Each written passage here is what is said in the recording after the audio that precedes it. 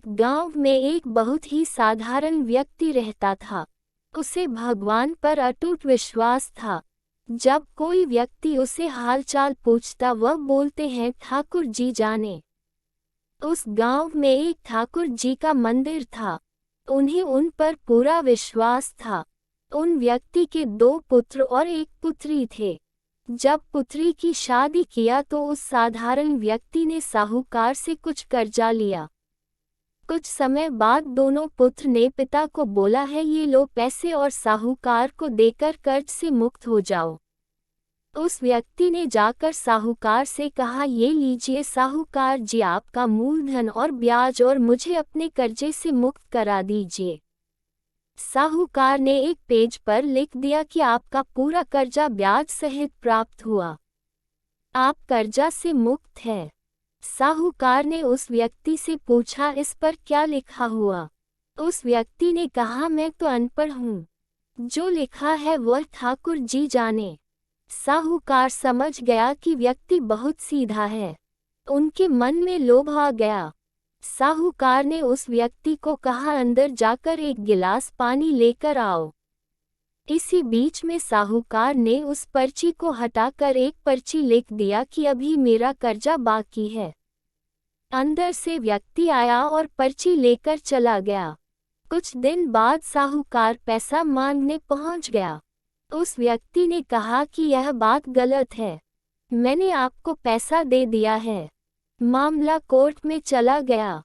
Court में व्यक्ति को बुलाया गया। व्यक्ति जोर जोर से रोने लगा और बोला कि ठाकुर जी जानते हैं कि मैंने उसको पैसा दे दिया। जज साहब ने पूछा कोई गवाह है जिसने आपको साहूकार को पैसा देते देखा था? उसने कहा हाँ ठाकुर जी है। ठाकुर जी ने मुझे पैसे देते हुए साहूकार को देखा था। जज साहब ने कहा ठाकुर जी को बुलाया जाए। पुलिस वालों ने उस गांव में जाकर लोगों से पूछा ठाकुर जी नाम का कोई व्यक्ति इस गांव में है? उसे कल कोर्ट में आना पड़ेगा। गांव वालों ने कहा ठाकुर जी नाम का कोई भी व्यक्ति इस गांव में नहीं है। ठाकुर जी का मंदिर है।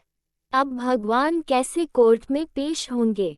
अगले दिन अदालत की कार्रवाई शुरू हुई। जज साहब के बगल में खड़ा भक्ति जोर से बोला लगा ठाकुर जी हाजिर हो, ठाकुर जी हाजिर हो। उसी वक्त एक बूढ़ा व्यक्ति सिर पर तिलक लगाए चंदन का माला पहने हुए कोर्ट में आ गया।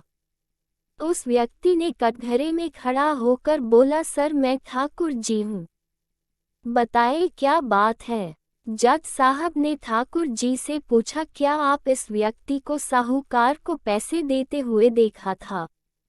तब ठाकुर जी ने बोला हाँ जज साहब मेरे सामने में इस व्यक्ति ने साहूकार को पूरे पैसे ब्याज समेत दे दिया था। आप साहूकार को यहाँ पर रोकिए और किसी व्यक्ति को साहूकार के घर भेजिए। साहूकार के घर में अलमारी नंबर 3 में एक फाइल है।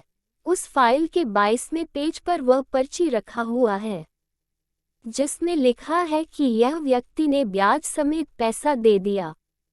वह व्यक्ति इतना बोलकर चला गया। कुछ देर बाद सिपाही वापस आया और जज साहब को एक पर्ची दी। ये पर्ची जिसमें लिखा हुआ था कि पूरा पैसा ब्याज समेत मिल गया। जज साहब ने कहा ठाकुर जी कहाँ गए, उनको बुलाओ। ठाकुर जी दिखाई नहीं दिए। अगले दिन जज साहब उस व्यक्ति के गांव गया। पूरे गांव में खोजा गया। सभी व्यक्ति ने कहा कि वह वृद्ध आदमी इस गांव का नहीं था। जज साहब समझ गए वह वास्तव में ठाकुर जी यानी भगवान ही थे। जज साहब उसी वक्त अपने पद से इस्तीफा दे दिया। जज साहब भारत के सभी मंदिरों में घूम घूम कर उसके दरबार पर मिट्टी को अपने सिर में लगाते थे। किसी मंदिर में बैठते नहीं।